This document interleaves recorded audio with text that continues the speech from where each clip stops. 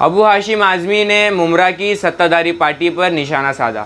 नमस्कार आदाब, मैं फरदीन शेख, आप देख रहे हैं इंडिया 24 न्यूज़। महाराष्ट्र प्रदेश के समाजवादी पार्टी के अध्यक्ष और गोवंडी के एमएलए कल अबू हाशिम आज़मी ने मुमरा में प्रेस कॉन्फ्रेंस द्वारा मुमरा के कई मुद्दों को लेकर मुमरा की सभी पार्टी और मुमरा की सत्ताधारी पार्टी पर निशाना साधा। इसी के साथ ये ऐलान भी किया कि आने वाले चुनाव में आदिल आज़मी के नेतृत्व में मुमरा से 19 कैंडिडेट और थाने से 10 कैंडिडेट उतारे जाएंगे। इसी के साथ उन्होंने आगे क्या कहा, आइए सुनते हैं उन्हीं की ज़ुबानी। तो उसको ठीक कर देंगे। तो मुझे लगता है कि आप सब लोग बहादुर लोग हो और समाजवादी पार्टी की इस प्रेस कॉन्फ्रेंस में आए हो। सबसे पहले मैं कहना चाहता हूँ कि आज जो सरकार चल रही है वो सरकार बीजेपी की नहीं है और हम जो मदद कर रहे हैं इस सरकार को, चले हमारे पास भले 2 एमएलए हैं लेकिन हम सिर्फ इसलिए मदद कर रहे हैं कि बीजेपी जैसी पार्टी इस देश में ख़त्म होना चाहिए। हमारी पार्टी छोटी हो जाए चलेगा, लेकिन हम बीजेपी जैसी पार्टी को इस देश में बर्दाश्त नहीं कर सकते। हम जो है सेकुलरिज्म के प्रहरी हैं, लेकिन आज हमें अफसोस है, छोड़ो बाद में, हम जिस पार्टी को सपोर्ट कर रहे हैं, जिस सरकार को, वो सरकार भी कहीं ना कहीं हमारे साथ नाइंसाफ़ी कर रही है। अगर मैं पूछूं, आज यहाँ के एमएलए से मंत्री, कैबिनेट मिनिस्टर बन गए और कहते हैं खुदा जब हुस्न देता है नज़ाकत आ ही जाती है, कदम रुक रुक के रखो कदम बल खाई, कमर बल खाई जाती है। बहुत नखरे आ गए, बहुत हाँ बचता रहता चारों तरफ।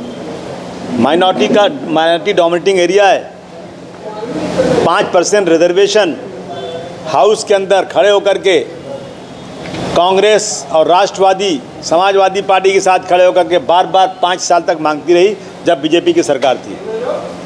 आज बीजेपी ख़त्म हो गई। अब हम लोगों ने बीजेपी के ख़िलाफ़ गए, हम सब। सरकार आई सेकुलर। जो लोग डिमांड कर रहे थे, जिन्होंने 5% रिजर्वेशन के लिए हाउस के अंदर आवाज़ उठाई थी, वो आज खामोश क्यों हैं? रिजर्वेशन क्यों नहीं देते? अभी इनके हाथ में, ये तो अपनी कलम से दे सकते हैं ना, क्योंकि हाई कोर्ट ने कह दिया दे सकते हैं। आज सचिन वाजे नाम का अफसर जो ख्वाजा यूनुस के कत्ल में मुलविस था, जिसमें 14 अफसरों का नाम था, यही कांग्रेस और एनसीपी, ख़ास तौर से एनसीपी जिसके हाथ में वो मिनिस्ट्री थी, इन्होंने 10 लोगों का नाम निकाल दिया उसमें से। बल्कि केस नहीं चलेगा क्योंकि मुसलमान का खून था ना, और उन अफसरों को तरक्की देकर उनको नौकरी दिया। 4 बच्चे थे सचिन वाजे। अब ये सरकार अभी आई फिर से, बीजेपी सरकार में मुझे फडणवीस जी कहते हैं कि हमारे पास प्रपोजल आया था लेकिन हमने इसको नहीं लिया। और आज राष्ट्रवादी के होम मिनिस्टर होने के बाद, कांग्रेस एनसीपी की सरकार होने के बाद, उस सचिन वाजे जिस पे ख्वाजा यूनुस के खून का इल्ज़ाम है, कोर्ट में मुकदमा चल रहा है, मुकदमा चलते चलते भी उन्होंने उसको ले लिया। ये नाइंसाफ़ी है कि नहीं है? उसके बाद मैं पूछूं उनसे कि पवार साहब, याद कीजिए आप जब पहली बार राष्ट्रवादी पार्टी बनी थी और आप आए थे रेडियो क्लब में, हम लोगों से मीटिंग किए थे, तो आपने कहा था कि जब हमारी सरकार आएगी महाराष्ट्र में, हम इस्माइल यूसुफ कॉलेज जो मुसलमानों की प्रॉपर्टी है, गवर्नमेंट ने लिया, हम उसको मुसलमानों को वापस दे देंगे। दादर के अंदर हिंदू मिल डॉक्टर भीमराव अंबेडकर साहब का, वहाँ पर उनको दी जा सकती है। लेकिन सरकारी ज़मीन सैकड़ों करोड़ की, लेकिन जो मुसलमानों के सर इस्माइल यूसुफ के पैसे से ख़रीदी हुई ज़मीन थी, जो माइनॉरिटी के लिए बनी थी, वो पूरी ज़मीन सरकार ने लिया और आज तक कांग्रेस और एनसीपी ने वादा करने के बाद भी नहीं दिया। मैं मांग करता हूं कि सरकार आपकी आ गई है, अब आप दे दीजिए उसको। हज कमेटी माइनॉरिटी का है कि नहीं है? कौन है चेयरमैन हज कमेटी का? किधर है कमेटी? किधर है? हज कमेटी है ही नहीं। उर्दू एकेडमी, उर्दू पे मुसलमान हो गई है, हालांकि उर्दू तो सबकी ज़बान है। उर्दू एकेडमी को कितना 1 करोड़ रुपया, वो भी खर्च नहीं करते। दिल्ली में 15 करोड़, 25 करोड़, आंध्रा में, जम्मू एंड कश्मीर में 50 करोड़, 25 करोड़, और महाराष्ट्र में 1 करोड़, वो भी खर्च नहीं होता। उर्दू एकेडमी का चेयरमैन कौन है? कोई नहीं। जब बनी थी 23 लोग थे, आज ये कोई है नहीं, सब मर गए, 2-3 बचे हुए हैं। सारा काम जो है बाहर से करवाते हैं उर्दू एकेडमी का। मौलाना आज़ाद फाइनेंस कॉरपोरेशन किधर है? किसी को पैसा नहीं मिल रहा है, और जिनको लोन दिया उनसे लोन वसूलने के लिए उनको नोटिसेज जा रही हैं। ये हालत चल रही देश के अंदर। मुमरा में 8वीं से बढ़ के कोई स्कूल है क्या? 8वीं से के ऊपर स्कूल, सरकारी स्कूल है ही नहीं। हमारी डिमांड है कि जल्द से जल्द मुमरा में 10वीं तक कुछ स्कूल हुआ होगा, 8वीं तक था सब तक। टोरेंट कंपनी आ गई। अरे भाई, मैं मानता हूँ कि गुजराती लोग सब व्यापारी होते हैं, वो राजा नहीं बन सकते। दिल्ली में गुजराती बैठा, लेकिन यहाँ तो गुजराती नहीं है ना। यहाँ तो राजा लोग बैठे हैं ना, जो सरकार लोगों की सेवा करने। टोरेंट कंपनी क्यों दे दिया यहाँ पर लाकर? सारे माइनॉरिटी इलाके में दे देते हो, टोरेंट कंपनी ला के दे दिया। अब ये जो है मारवाड़ियों की तरह पैसे वसूलेगी लोगों से। तो इन चीज़ों पर मैं सरकार से पूछना चाहता हूँ कि आज क्यों ऐसा होता जा रहा है। अस्पताल नहीं,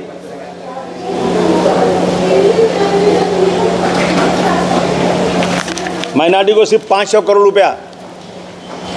ज़रा सोचो भाइयों, आप लोग मुझे बताओ अगर मैं गलत बोल रहा हूँ तो। माइनॉरिटी की तादाद कितनी है महाराष्ट्र में? 13 से 14% मुसलमान, 13 से 14% मुसलमान, 1% सिख, 1-2% क्रिश्चियन, 7% बुद्धिस्ट, सब मिला के 23%। कितना बजट है? 500 करोड़। और 22 से 23% SC और ST है। 22-23% माइनॉरिटी, 22-23% SC ST। उनका बजट कितना मालूम है? 12,000 करोड़। कहाँ राजा भोज, कहाँ गंगू तेली? यहाँ 500 करोड़, यहाँ 12,000 करोड़। और हर मंत्रालय से पैसा अलग से मिलता है उनको। टूरिज़्म के नाम पर मंदिरों को पैसे दिए जा रहे हैं, मुझे कोई एतराज़ नहीं है, ज़रूर दीजिए। लेकिन टूरिज़्म तो हाजी अली पे भी होता है। टूरिज़्म तो मखदूम माहिमी दरगाह पे भी हज़ारों लोग आते हैं बाहर से। इनको क्यों नहीं देते फंड? इनको फंड नहीं। इन चीज़ों को लेकर मैं बहुत सीरियस हूँ, और मैं अपना इलाका मुमरा में आया हूँ कि अब की बात समाजवादी पार्टी को मजबूत करूँगा। एक लोगों के घर जा रहा हूँ, लोगों को समझा रहा हूँ कि समाजवादी पार्टी को मजबूत करना ज़रूरी है। जिनको हम चुन कर लाते हैं, हमारा वोट लेकर हमसे ही दादागिरी करते हैं। तो इस मकसद से मैं एक कॉलोनी में जा रहा हूँ। आदिल आज़मी के नेतृत्व में यहाँ काम हो रहा है और लोगों को जोड़ा जा रहा है। थोड़े दिनों के बाद एक ट्रेनिंग कैंप करूँगा और मुमरा में समाजवादी पार्टी सबसे मजबूत बना के दिखाऊँगा। ये मैंने एक जो है चैलेंज कबूल किया है, और मुझे उम्मीद है कि लोग मेरा साथ देंगे। पूछिए सर। माइनॉरिटी की आप बात कर रहे हैं सर, बेहतरीन बात की आपने। आपकी दाड़ हमने हाउस में भी सुनी है, विधानसभा में आपकी दाड़ सुनी हमने। बाबरी मस्जिद का चाहे मामला हो, फिर चाहे माइनॉरिटी के हुकूक के लिए मामला। इस शहर में आप आए हैं, आपके अकेले इकलौते जो मशहूर यहाँ के लीडर है जनाब आदिल खान आज़मी। ये एक शिकायत है समाजवादी पार्टी से। एक दौर था जब काफ़ी दबदबा था इस पार्टी का शहर, लेकिन अब एक तरह से ये काफ़ी अकेले पड़ गए आदिल खान आज़मी। और इस दौरे को इस तरह से भी देखा जाएगा कि शायद अब इलेक्शन करीब है तो आप यहाँ आए। क्या जवाब देंगे इस बात पर? क्योंकि और भी कई मसले हैं सर। माइनॉरिटीज़ की आप बात कर रहे हैं, लेकिन सर शहर में ड्रॉप आउट्स हद से ज़्यादा। स्कूल की बात की आपने। दूसरी चीज़ नशे को लेकर कोई बात करने को तैयार नहीं। आखिर ऐसा क्यों सर? नहीं, देखिए ऐसा नहीं है। नशे को लेकर हमने नशा की बात हमने मुमरा के लिए भी किया है, और मुंबई में बहुत सारे इलाकों के लिए किया है। आपको पता है, अगर आप अमेरिका गए होंगे या पढ़ा होगा आपने, तो अमेरिका में ब्लैक लोगों के साथ नाइंसाफ़ी की गई, तो आज वही ब्लैक लोग वहाँ पर नशा बेचते हैं, वही अटैक करते हैं, वही मर्डर करते हैं, वही सब क्राइम करते हैं। उनको बिल्कुल अलग थलग छोड़ दिया गया। उनके साथ वही हालत माइनॉरिटी की यहाँ पर हो रही है। हमें अलग थलग छोड़ने की कोशिश हो रही है। हमने फडणवीस के ज़माने में भी, और ये अनिल देशमुख साहब ने मुझे हाउस के फ्लोर पर कहा कि मैं एक मीटिंग बुलाऊंगा और यहाँ पर जो है नशा बिल्कुल ख़त्म करने के लिए हम लोग काम करें। कुछ नहीं हुआ अब तक। कल हमारे एरिया में 2 नशा करके लड़कों ने एक 26 साल के जवान को कल मार दिया, उसको मर्डर कर दिया। ये हो रहा है। बिल्कुल सही बात है। ये सरकारें नाअहल हैं। ये किसको पकड़ रही है? हीरो हीरोइन को ला के चमक दमक दिखाकर उनको पकड़ के खाली दिखा रहे हैं ये कि भाई इनको हम अबे नशा तो कॉलेजों में, स्कूलों में, महलों में, चारों तरफ हो रहा है। उनको पकड़ने की ज़रूरत है। बिल्कुल सही बात है। हम लोग अगर आप देखेंगे तो अगर असेंबली के हर सेशन में नशे पर आवाज़ उठाई गई है, और मैंने ये भी कहा है कि मुझे मानखू शिवाजी नगर के लिए अगर तुम्हारे पास ताकत नहीं है तो मुझे 1 महीना दे दो। अगर मैंने नशा नहीं बंद कर दिया मैं राजनीति से इस्तीफा दे दूंगा, लेकिन मुझे ताकत दो, पुलिस वाली ताकत। मुमरा के लिए क्या किया जा सकता है? वही किया जा सकता है, मुमरा के लिए भी, हर जगह के लिए। होगा कब सर? लेकिन ये तो उसे पूछो ना जो सरकार में, मैं कैसे बताऊँ आपको? ये तो जवाब वही मतलब सरकार है तभी काम होगा सर? नहीं, बिल्कुल 100%। पुलिस तो कहाँ बात सुनती है? पुलिस तो बात उसी, पुलिस तो जब उसको सरकार फ़ोन करती है ना तो खड़े हो जाते हैं, वो अपने कमरे में खड़े होकर yes sir yes sir yes sir मैं करता हूँ, साले बैठे रहते हैं, बात ही नहीं करते। तो ये हालत है सरकार की वजह से। मतलब इस तरह मजबूत आवाज़ें उठना चाहिए आपको? बिल्कुल। अब जब आवाज़ें उठेंगी, आप लोग सब इसको दिखाएंगे, तब इनको घबराहट होगी। मुमरा के जवान, मुमरा के लोग पूछेंगे, उनसे जाकर सवाल करेंगे कि भाई तुम जो है आज सत्ता में बैठे हो, तुमने क्यों नहीं रिजर्वेशन दिया, तुम क्यों नहीं यहाँ माइनॉरिटी की आवाज़ उठाते हो। अच्छा, मैं आपने जो बातें बताई तो इसके बारे में आप सीएम से या जो अपनी कॉमन मिनिमम प्रोग्राम है तीनों पार्टी का, उस ताल्लुक से बात करने वाली बात। कॉमन मिनिमम प्रोग्राम हमको बुलाते नहीं वो लोग, और हम जब मिलते हैं हमेशा बात करते हैं। हमने 50 बार बात किया है। जब हाउस में इन्होंने कहा कि मुझे गर्व है कि बाबरी मस्जिद सैनिकों ने तोड़ा, मैंने कहा तुम्हारी सरकार नहीं है, तुम्हें गर्व है, ये गर्व तो मुझे दे दो कि मैं सरकारी गिरा दूँ इस तरह बात करने वालों की। ये कोई मतलब है क्या? जब ये कह दिया सुप्रीम कोर्ट ने कि बाबरी मस्जिद का डिमोलिशन जो था वो गलत था, क्रिमिनल एक्टिविटी थी, उसके बाद भी हमारे सीएम साहब बोल रहे हैं। हमने आवाज़ उठाई, हम क्या कर सकते हैं? हाँ, हमारे पास इतनी ताकत हो कि सरकार ऐसा काम करे तो हम सरकार की नकेल पकड़ सकें, वही हम नकेल पकड़ने की ताकत ढूंढ रहे हैं। मराठा आरक्षण और SC/ST का जो प्रमोशन रिजर्वेशन का इशू है, उसके बारे में लगातार 3 दिन से मीटिंग चल रही सीएम की और बाकी मिनिस्टर्स की। तो मुस्लिम रिजर्वेशन को जो हाईकोर्ट ने वैलिड करार दिया था, उसके बारे में फिर से नए से कुछ करने का प्लान है? मेरे लाल, आवाज़ें उठाऊँ और क्या करूँ? अगर सड़क पे उतरता हूँ ना तो पुलिस मारती है कि वो अपना लॉकडाउन चल रहा है। हाउस में बोलता हूँ, यहाँ बोलता हूँ, तो ये कहते हैं, एनसीपी वाले कहते हैं कि भाई ये आवाज़ मत उठाओ, नहीं तो बीजेपी को फ़ायदा हो जाएगा। कहीं ना कहीं सर इसकी वजह ये है कि कम्युनिटी को भी बेदारी नहीं है। रिजर्वेशन क्या है, यही आधे से ज़्यादा नहीं, होना तो ये चाहिए, होना तो ये चाहिए कि कम्युनिटी का एक आदमी काला झंडा लेके खड़ा हो जाए। अगर मुझे चुन के दिया है और मैं वादा खिलाफ़ी कर रहा हूँ तो मुझे मेरे इलाके में घुसने को ना मिले तो काम होगा। मुंह में कालिक पोत दी जाए, गाड़ी आगे ना जाने दिया जाए, पुलिस की गाड़ी में आए पुलिस को भी रोक दिया जाए कि आपको हमने वोट देकर जिताया है और आप हमारे साथ नाइंसाफ़ी कर रहे हो, आप मेरे इलाके में नहीं आ सकते। ये अगर जागृति आएगी तो फिर इनको अपनी इज्जत बचाने के लिए करना पड़ेगा। मैं संदेश दे रहा हूँ कि एक मुत्तहिद हो तो बदल सकते हो दुनिया का निज़ाम, और मुंतशिर हो तो मरो, शोर मचाते क्यों हो।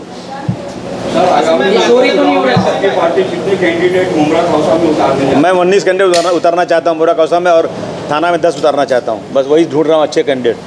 सर, ये मुमरा में गठबंधन से इलेक्शन लड़ा जाएगा कि आप अपनी पार्टी? मैं बीजेपी शिवसेना से मेरा हाथ मिलेगा नहीं, कांग्रेस एनसीपी में हाथ मिलाऊंगा नहीं, तो मैं अकेले लड़ूंगा। मैं बाकी सब जगह स्टेट में जो महाविकास आघाड़ी की पार्टियाँ हैं, कांग्रेस, एनसीपी, शिवसेना और आपकी समाजवादी और बाकी पार्टी, उनके लोकल लेवल में जो सोशल इश्यूज है उनको हेल्प करते हैं। मुमरा में आपका क्या एक्सपीरियंस है? नहीं समझा फिर से। जो तीनों पार्टी के कार्यकर्ता हैं, उनके जो काम होते हैं सोशल, उनको सपोर्ट करते हैं, कांग्रेस वाले को, एनसीपी वाले, शिवसेना वाले। तो आपको यहाँ पे मुमरा में और पूरे स्टेट में क्या एक्सपीरियंस है? नहीं, अगर मुमरा से चुन कर आया है और सत्ता में है तो मुमरा के सारे लोगों की जो डिमांड है वो अगर पूरी करे तो मैं समझूँ कर रहा है काम। कहाँ काम कर रहा है? जो मुमरा का मसला है, कब्रिस्तान का, स्कूल का, हॉकर्स का बहुत बड़ा लफड़ा है। हॉकर्स बेचारे तो क्या मारे फिर रहे हैं। कितने मसले बताऊं मैं? मसले की बिल्कुल समझा भरमार है। तो उन चीज़ों को उस आदमी के सामने न उठा करके उसको फूलों का हार दिया जाएगा तो फिर मुझे लगता है यही हालत रहेगी। कहीं ना कहीं सर इस वक्त एक मजबूत अपोजिशन की ज़रूरत है पूरे देश में। आप अपने समाजवादी पार्टी के विचारधारा से नज़दीक किस पार्टी को? समाजवादी नहीं, देखिए मैं मिलती जुलती बताता, एक लालू जी की पार्टी है, ममता बनर्जी हैं, अजीत सिंह की पार्टी है, समाजवादी पार्टी है। ये पार्टियां इकट्ठा होकर अभी आकर एक मोर्चा बनाएंगी तो चलेगा, क्योंकि कांग्रेस बेचारी बूढ़ी हो गई है, 130-40 साल हो गया उस पार्टी को। अब वो पार्टी उठने वाली नहीं है, उनके पास लीडरशिप ख़त्म हो चुकी है। वो बेचारे सिर्फ जो है ना पुरानी बातें लेके चल रहे हैं। राहुल गांधी आजकल ट्रेनिंग कैंप में जाकर कुछ ट्रेनिंग में ले रहे भाषण करने की। अल्लाह करे, ईश्वर करे कि ट्रेनिंग ले रहे हैं अच्छी, कम से कम ऑफिसर में खड़े हो जाएं, वरना अभी तक कोई है नहीं। मैं तो अखिलेश जी से निवेदन कर रहा था कि अखिलेश जी आप भारतवर्ष का हर आदमी, हर 5वां आदमी यूपी का है। आप उत्तर प्रदेश में बहुत अच्छी मजबूत सरकार चला चुके हो, अब आप यूपी से बाहर निकलो और जो क्षेत्रीय पार्टियां अच्छी हैं उनसे हाथ मिला करके बीजेपी का जो है जो सुबड़ा साफ करो। सर मेरा एक सवाल रहेगा आपसे। बोलिए। अभी जैसे आपने बताया कि 19 कैंडिडेट आप मुमरा में उतारने वाले हैं जी। अगर इस पे आपने जैसे बताया अभी कि जो आपकी पार्टी मुंबई में आती है तो आपका क्या जो रहेगा कि आप उस पर काम करेंगे, जो आपने मुद्दा सब बताया उस पर काम करेंगे? मैंने जिस तरह से गोंडी में काम किया, आप आगे देख लीजिए, कोई एक सड़क कच्ची नहीं अब है। जितने स्कूल थे सब तोड़ के मैंने 5-5 4-4 माले के स्कूल बनवा दिए। स्कूलों में इंग्लिश मीडियम पढ़ाई कराएंगे, हाई स्कूल तक करेंगे। वहाँ पर गवर्नमेंट के इस कॉलेजेस और लड़कियों गर्ल्स कॉलेज खोलने की कोशिश होगी। कब्रिस्तान की ज़मीन पूरी मिलना चाहिए उसको। हॉकर्स के लिए हॉकर जोन बनना चाहिए। जो इलेक्ट्रिक का मामला है, बिल्कुल ये टोरेंट को भगा देना चाहिए। यहाँ पर जो सरकार प्रॉफिट कमाने के लिए नहीं बैठी है, सरकार जनता की सेवा के लिए बैठी है। एक आदमी से इतना पैसा मांगोगे दे ही नहीं सकता वो, तो सरकार सब्सिडी दे, उस गरीब की हिमायत करे। इन चीज़ों पे समाजवादी पार्टी कम करेगी। इससे पहले भी कई वादे ऐसे हो चुके हैं, जैसे अभी आपने मुद्दा उठाया, इससे पहले भी कई वादे ऐसे हो चुके हैं, मगर अब तक मुमरा में कुछ देखने नहीं मिला, ना हॉकर जोन लीगल मिला। किसकी तरफ से? ये सब जो है नहीं, वादे किसकी तरफ से हुए? सत्ताधारी पार्टी की तरफ से हुए। सत्ताधारी पार्टी के खिलाफ तो खड़ा हूँ ना मैं, मुझे दो, मैं कर दूंगा पूरा वादा। समाजवादी पार्टी में लोग अपना पॉलिटिकल करियर शुरू करते हैं लॉन्चिंग पैड के हिसाब से और फिर बाकी पार्टी में जाते हैं। काफ़ी सारे नगर सेवक MLA मतलब नवाब मलिक साहब से लेकर असलम शेख तक का एक्सपीरियंस है, तो इसको मतलब अवॉइड करने के लिए क्या पॉलिसी है? ऐसा है ना कि आज के, मैंने उस दिन बोला था, किसी ने मुझे कहा था, आज के कार्यकर्ता देखिए, मेजॉरिटी किसको बोलते हैं? 51%, माइनॉरिटी बोलते हैं 49%। आज के मेजॉरिटी के कार्यकर्ता लोभी हो गए, लालची हो गए हैं। वो सिर्फ ढूंढते हैं कि टिकट कहाँ से मिले और पैसा कहाँ से मिले, इसीलिए ये होता है। मेरे एग्जाम्पल ले लो, जो मेरे चेहरे जो मेरे कदमों में बैठते थे, मंत्री बने बैठे हैं, लेकिन मैं तो वहीं हूँ जहाँ था, वहीं रहूँगा। क्यों गद्दारी क्यों करूँ? जिस पार्टी से मैं हूँ, जो पार्टी का वसूल अच्छा है, भले सत्ता में आऊँ या ना आऊँ, लेकिन लड़ाई लड़ रहा हूँ। तो आज के लोग लालची होने की वजह से लोग भाग के चले जा रहे हैं, और कोई वजह नहीं। क्या देखो, जैसे एक मिसाल देता हूँ कि मैं गांव से एक आदमी लाया मुंबई में कि मेरी दुकान में काम करेगा, लेकिन मेरे सामने वही धंधा करने वाला एक और दूसरा आदमी है। वो देख रहा है कि ये सेल्समैन बड़ा अच्छा है यार, ये इसकी दुकान चल गई, तो मैं इसको दे रहा था 15,000 रुपये महीना, और सामने वाला बोला मैं तुमको 25,000 दूंगा। तो बोला भाई मैं कितना एहसान मानूँ तुम्हारा, मैं चला उधर। यही हालत है।